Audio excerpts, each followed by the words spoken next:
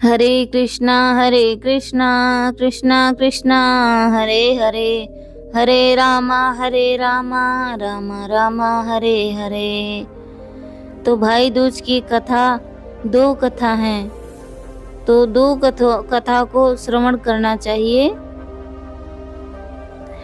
दिवाली के बाद भाई दूज का त्योहार आता है, जो 5 दिवसीय पर्व है, उसमें से एक भाई दूज का पर्व मनाया जाता है और इसकी कथा भी हम श्रवण करनी चाहिए। तो कथा का हम श्रवण करेंगे। भगवान सूर्य नारायण की पत्नी छाया, भगवान सूर्य और छाया के पुत्र पुत्री यमराज तथा यमुना भी जी हैं। यमुना जी को अपने भाई यमराज से बड़ा लगाव था। वह उनसे बार बार निवेदन करती थीं कि अपने इष्ट मित्रों के साथ आकर उनके घर भोजन करें।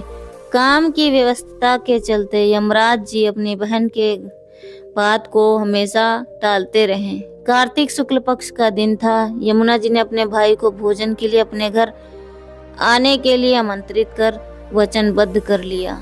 यमराज ने सोचा, मैं तो प्राणों को हरने वाला हूँ, मुझे कोई भी अपने घर नहीं बुलाना चाहता। बहन जिस सद्भावना से मुझे बुला रही है, उसका पालन करना मेरा धर्म है। बहन के घर आते समय यमराज ने नरक निवास करने वाले जीवों को मुक्त कर दिया। यमराज को अपने घर आया देखकर यमुना की खुशी का ठिकाना नहीं रहा।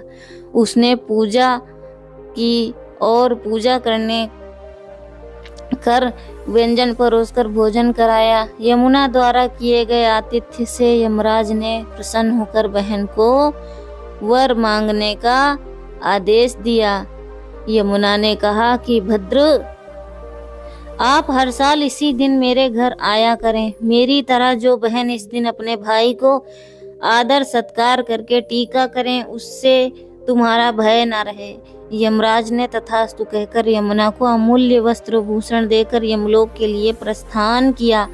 इसी दिन से भाई दूज के पर्व की परंपरा का प्रारंभ हुआ। ऐसी मान्यता है कि जो बहनें अपने भाई का आतिथ्य स्वीकार करते हैं, उन्हें यमराज के दर्शन नहीं करने पड़ते हैं, यमराज का भय भी नहीं रहता। इसीलिए भैया दूज के दिन यमराज तथा यमुना की पूजन भी किया जाता है।